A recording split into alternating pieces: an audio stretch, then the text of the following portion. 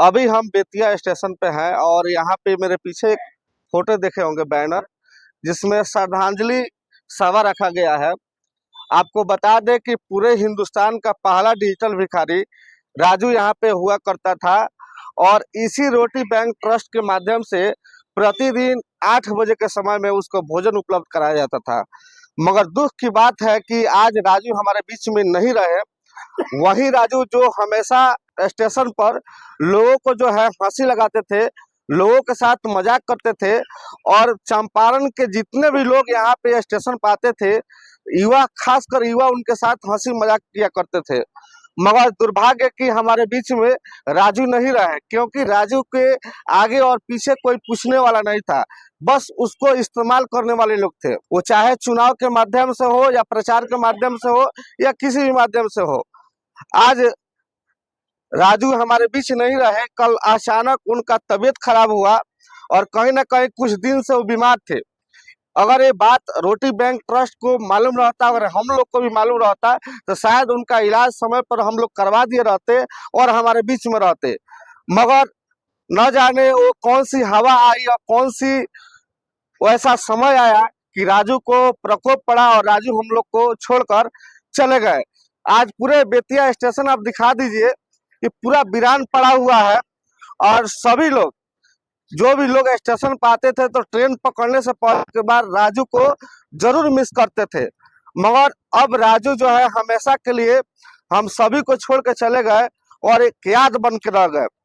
हमारे बीच रोटी bank trust के बहुत सारे सदस्य हैं और संजू गिरी जी हैं। आज इनसे पूछते हैं कि आप प्रतिदिन जब आते थे 8 बजे के टाइम में और उनको भोजन देते थे, 2 दिन से आपको नहीं मिल रहे होंगे, कैसा आपको लग रहा है संजू जी?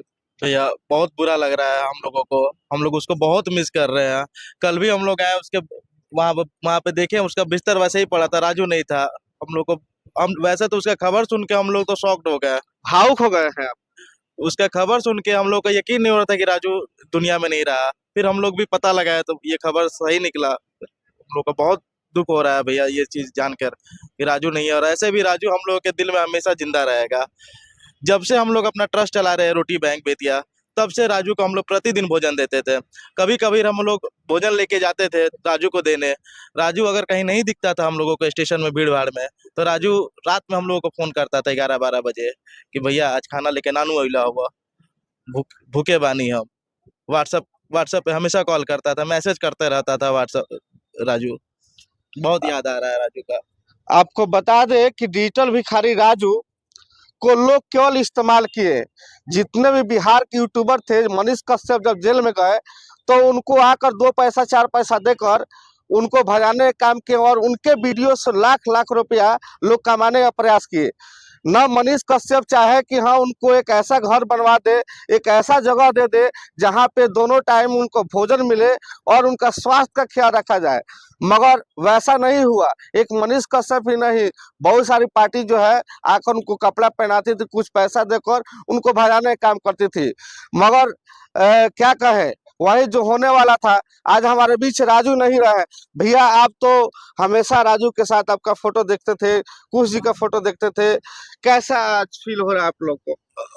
ये हम शब्द से बयां नहीं कर पाएंगे। जो तकलीफ हम लोगों को हुआ है राजू के चले जाने से, ये शब्दों में बता पाना बहुत ही मुश्किल का काम है। राजू हम लोगों के लिए परिवार का सदस्य था और उससे अब अपने अपनापन जैसा बन गया था।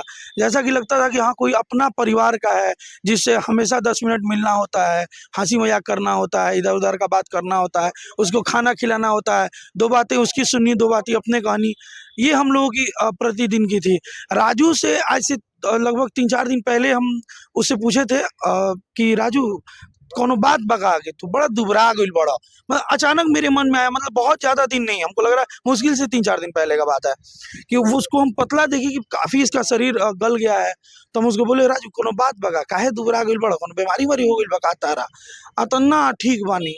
वो कुछ भी नहीं बोला। अगर वो एक शब्द भी कुछ बोला रहता कि हम अंदर से ठीक नहीं बुझात, चाहे हमारा कोनो तकलीफ बा, तो हम लोग उस पर कहीं ना कहीं कोई ना कोई हम लोग एक्शन जरूर लेते और उसका उपचार हम लोग सही ढंग से जरूर कराते।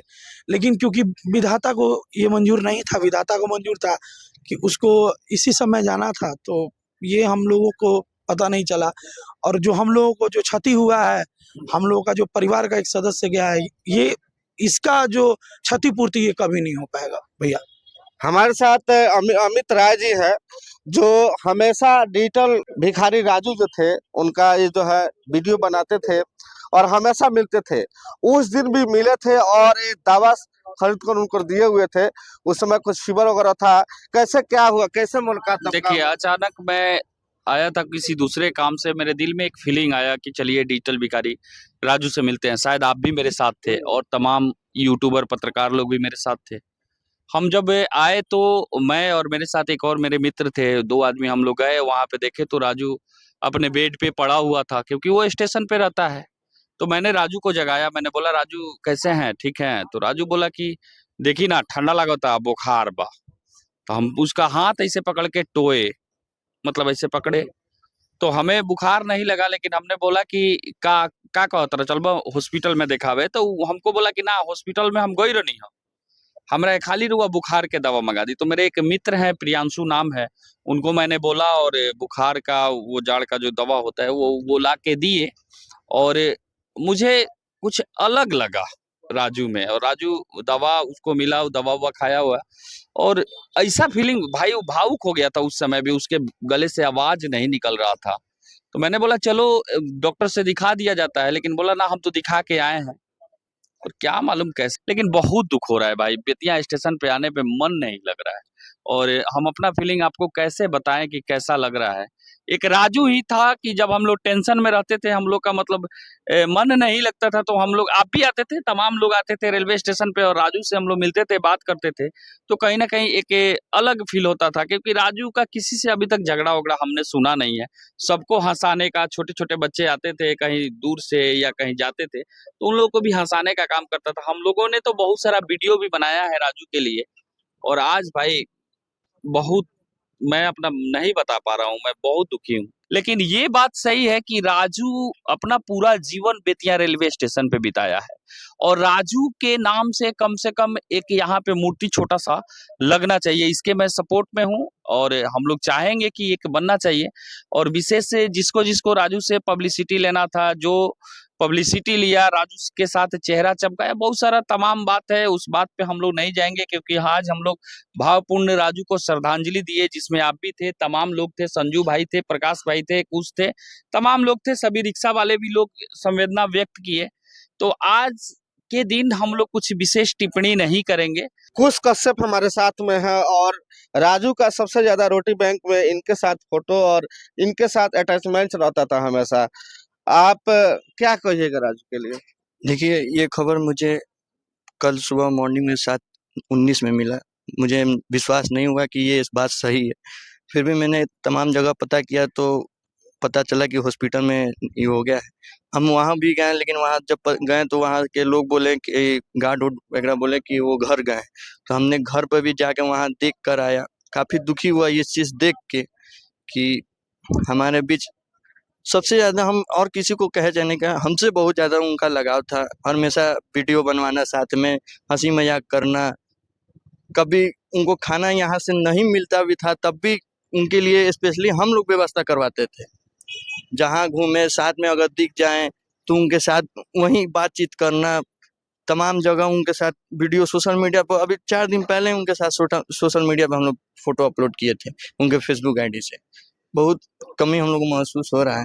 कल जब हम उनके बिछावने के पास गए तो काफ़ी सुन सन्नाटा, ऐसा लग रहा है कि मतलब स्टेशन रेलवे परिसर का कोई धरोहर होता है जो ना, वो चला गया है। नीरज राजपूत जी हैं और ये भी राजू से बहुत ज्यादा लगाव रखते थे, हमेशा आकर मिलते थे। क्या कहिएगा? हम लोग कहीं से भी आते थे तो राजू को खोजते थे। वो पैसा ही मांगता था, हम लोग 10-50 हमेशा उसको देते थे, चाहे जो खाने के बोलता था वो हम लोग खिलाते थे। तो जैसे हम कल सुबह उठे तो न्यूज आ रहा है, मैंने सोशल मीडिया के माध्यम से कि राजू अब नहीं रहा। तो मैंने संजू जी को कॉल भी किया, तो संजू जी बोले हाँ बात सही है। तो फिर हम लोग, हम और महफूज है उसके घर भी गए लोग। उसका घर तब हम तो देखे नहीं है, फिर भी खोजते खोजते उसके घर पे गए लोग हम लोग। तो वहाँ पे जाके मिले लोग, फिर मिल गए। बहुत दुखी की मैंने बात है। हम तो उसको जब भी आते थे हमेशा बहुत सुना हो गया है, और जब भी हम आए हैं संजू गिरी के साथ में रोटी बांटने, राजू को हमेशा हम लोग और एक तो बात जब भी संजू जी को देखता था चाहे टीम को देखता था बहुत खुश होता था। चलिए, ये सभी बातें थी।